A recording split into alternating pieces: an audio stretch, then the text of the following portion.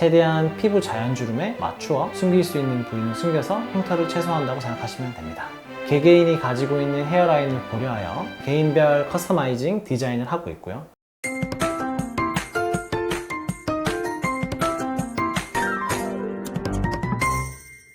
안녕하세요, 셀피 구독자 여러분, 셀피 성형외과 김우정 원장입니다. 오늘은 성형수술의 꽃, 만족도 1위 수술이라고 불리는 리프팅 수술, 저희 셀피 성형외과에서 하는 리프팅 수술의 종류와 차이점에 대해서 이야기해 보도록 하겠습니다.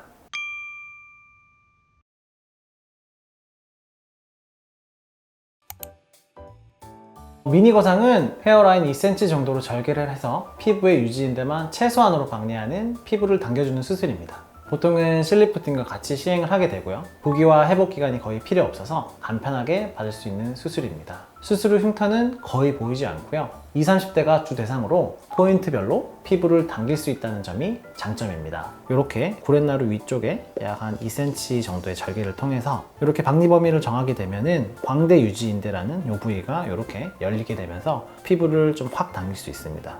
다만 이 턱 부위에는 절개가 들어가지 않기 때문에 실리프팅을 이용을 해서 조금 더 시너지를 낼 수 있는 수술이다, 이렇게 이해하면 좋을 것 같습니다.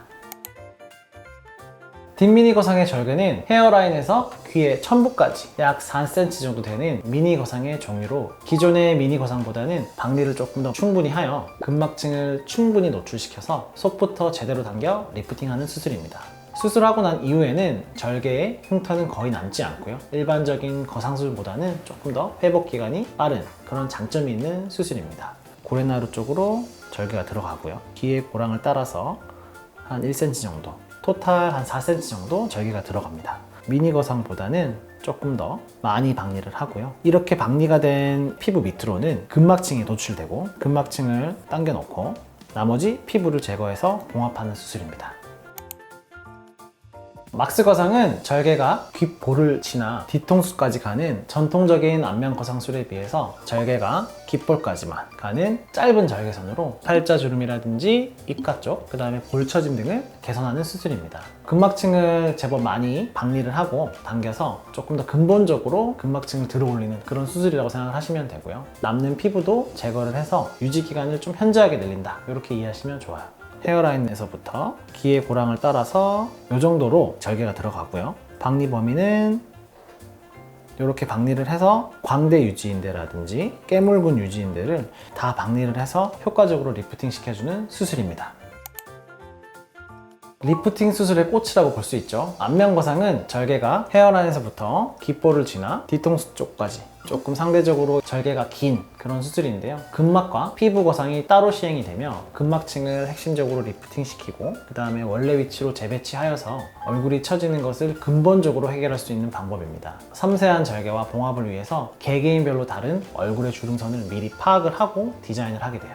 물결 곡선의 절개를 통해서 최대한 피부 자연주름에 맞추어 숨길 수 있는 부위는 숨겨서 흉터를 최소화한다고 생각하시면 됩니다. 헤어라인에서 귀 고랑을 따라서 절개가 들어가고요. 뒤통수 쪽으로 들어가게 됩니다. 만약에 처진 목이 있다면 목거상 시에는 이렇게 두피 쪽으로도 절개를 더 길게 연장을 하게 됩니다. V라인 근육 묶기는 먼저 여러 구경의 캐놀라를 사용해서 목 주변의 지방을 적절히 흡입을 하고 턱 아래쪽에 약 1.5cm 정도 절개를 해서 큰 덩어리의 지방을 직접 눈으로 보면서 제거를 합니다. 그런 다음 턱의 구조와 근육의 처짐 상태를 파악해서 활경근을 당겨서 묶어주어서 턱선을 갸름하고 날렵하게 만들어줍니다. 많은 분들이 이중턱은 단순히 지방이 많아서 생기는 문제라고 생각하지만 턱이 짧은 무턱이라든지 목이 좀 짧은 경우, 활경근에 처짐이 있는 경우가 근본적인 원인이라고 생각할 수 있습니다. 그래서 지방 제거와 더불어 활경근 근육 묶기를 통해서 이중턱의 근본적인 원인을 해결해서 효과를 기대할 수 있습니다.